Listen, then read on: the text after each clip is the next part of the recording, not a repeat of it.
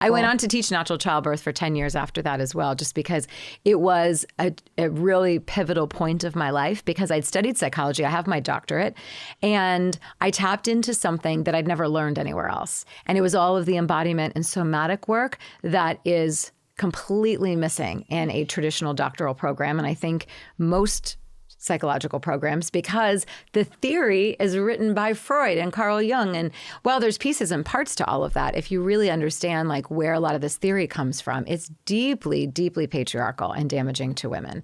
And so I was like, wow, I studied all these years and I was practicing under a very patriarchalized system. So when I tapped into my own warrior inside of me, it was only then that I could bring that into the work of with women in my practice. So which practices would you say like are patriarchal? Like in just like psychology in general? Yeah, well, all the theories are written by men. Yeah. Right? So everything you're reading, psychological theories that are written, you're reading it from a man's perspective. For example, the most recent data, I included this in my book that's coming up next year. They're movie directors. When I first started working on my book a couple of years ago, and then I put it to the side, and then I picked it back up again, it was, I think, 74% of movie directors were men. As of 2 months ago, 90% of movie directors are men. So even when you think you're being entertained, you're only being entertained through the male perspective. So even Netflix, even the big box movies are, the big blockbusters is still a male's story. And it's why I stopped watching I didn't know that data until about 10 years ago when I really started like searching for myself. But it's why I stopped watching TV so long ago. It's because it felt so uninspiring to me. The characters were not deeply nuanced. I longed for so much more depth. It was the female characters hardly ever took a lead, and when they did, it was like cheap love, and she was like, they made her look like she was an idiot.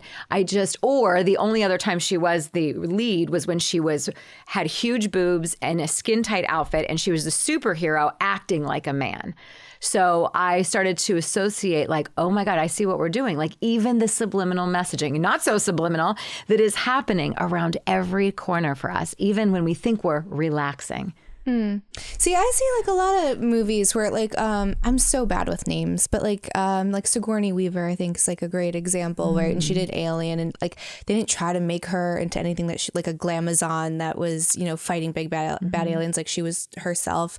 I think definitely there's a lot of what you're saying, but I think you can find a ton of examples where you have like female leads and they're strong, and then also like the strength in being soft is like something that I think is missing more than all the other stuff, which is you see women that are being pushed to try to be like men, and then that is strength, right? Like brute strength, instead of what is the strength that is inherently feminine. Absolutely. You know what I mean? So like I don't have a problem not seeing like a badass woman like taking down a room full of guys, because to me that's not realistic. Like most women cannot do that. Right. I want to see like a woman that like brings people together because like of her softness and her magnetism, and to me I think that's also strength. I think that's what's missing. Yeah.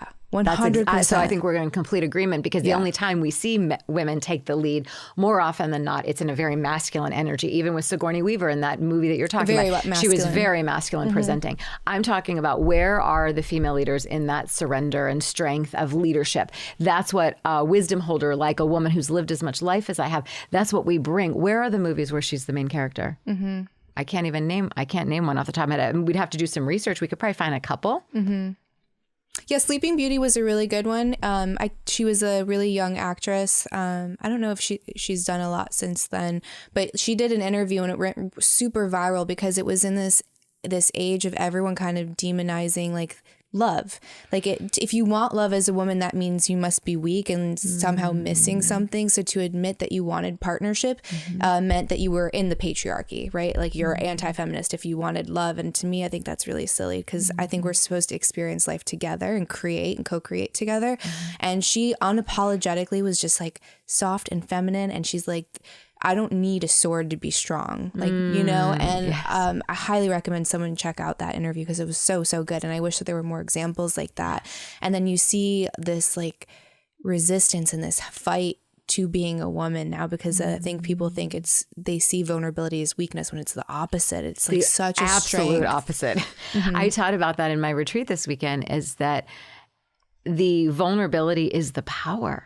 Oh, and because I think we've been confused or raised to believe that if we were vulnerable, there's a lot of language around she's crazy.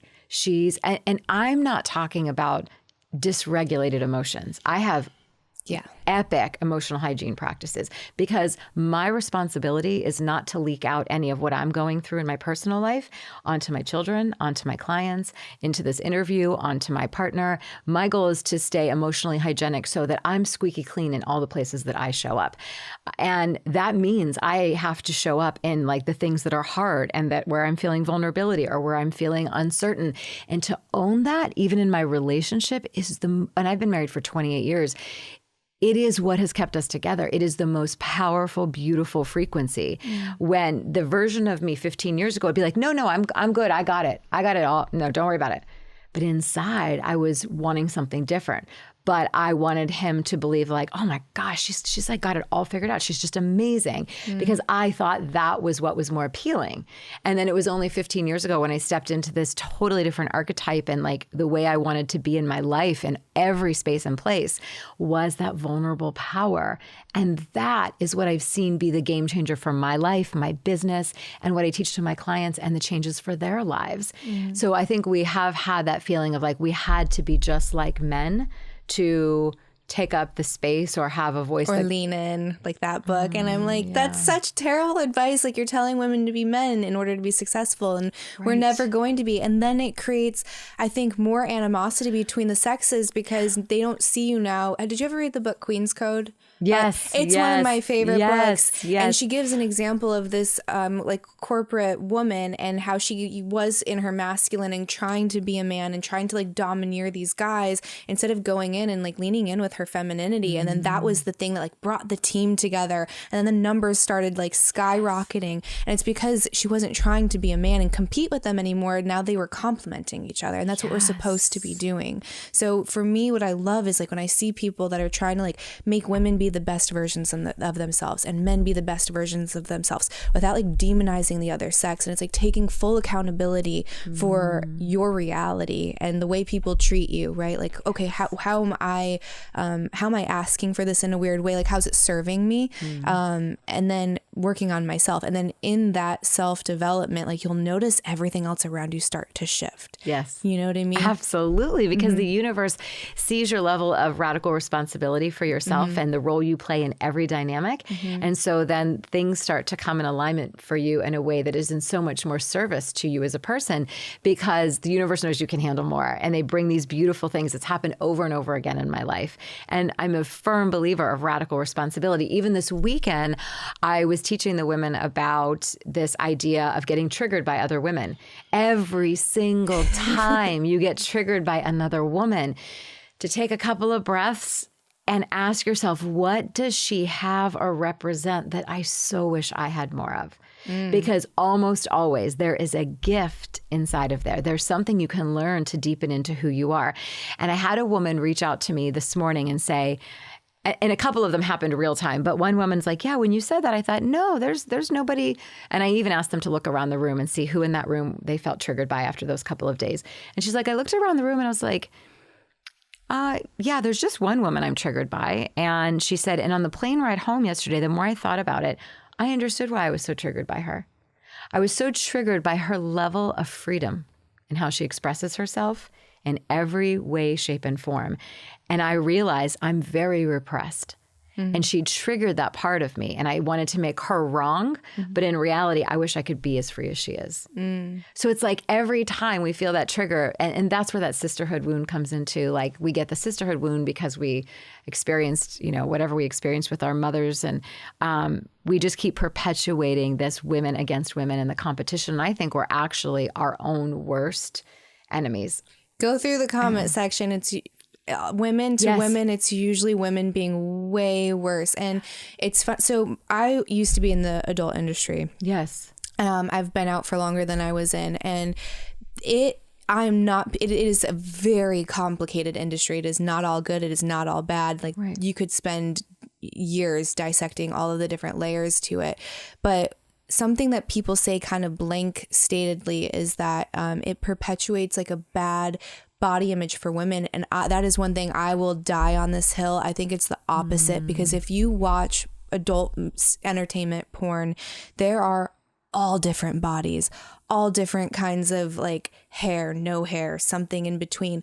And you'll have girls that are plus size that have massive audiences and people telling them how beautiful they are. You'll have flat chested girls with the same thing and everything in between. So I actually think for me, it taught me like all kinds of bodies are beautiful. Like someone will find that beautiful. Yes. And it's the women that are like, you're fat, that's cellulite, that's too small.